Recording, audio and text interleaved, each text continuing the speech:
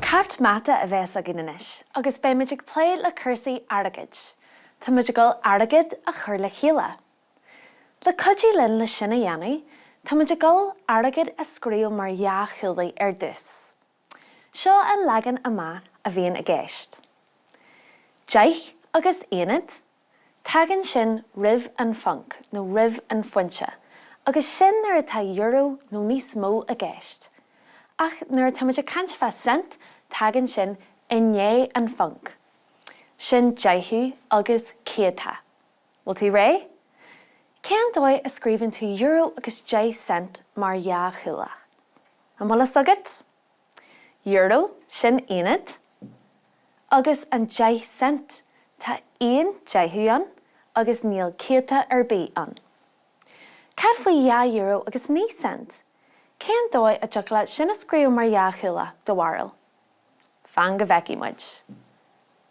Tá aonad a gceist, punk, níl dírithe ar bí an taim seo agus tá 9 géatha an amhaid.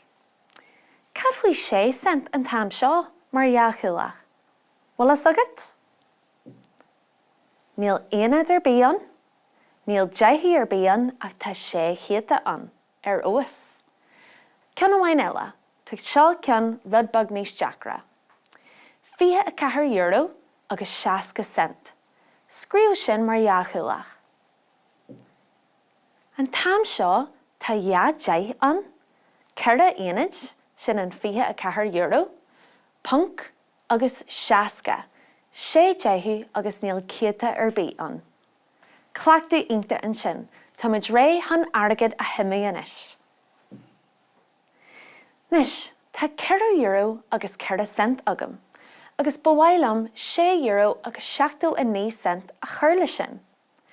Mar a dúirt mé tá muid ag gol é a leaganú amach costal le dheachúla. Cuideadh sin linn agus muid a géirí na an targad a chur le chéile. So 4 euro agus 4 cent, chur le chéile an 6 euro agus 69 cent. Agus muid a géirí ar a chur le chéile, tá muid gol toiseacht an seo leis an chéadú. Mar sin, ceirde céadú, chur le chéile, 9 céatha. Sin 3 déag, téann an 3 híosan sin agus 1 a rá leis an dírithe.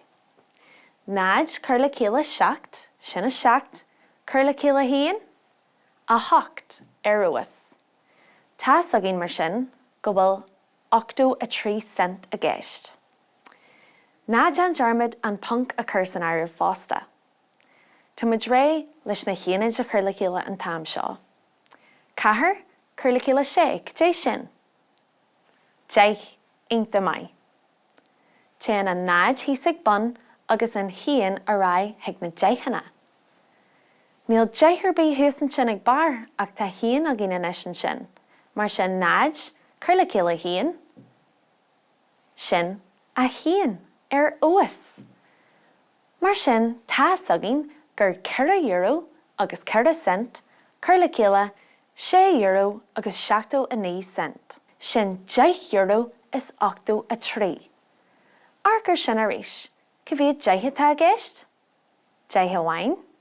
Bhfuil aonad ar bí an? Níl. 10 euro, punk, inis an cent, go bhíad 10 tá an?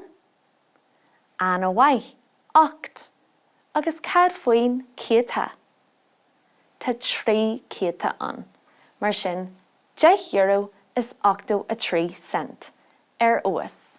Sin deireadh leis an chacht mhata a bhí bunaithe ar chursaí airgead, Tásúil agam gur bhain sibh soltas.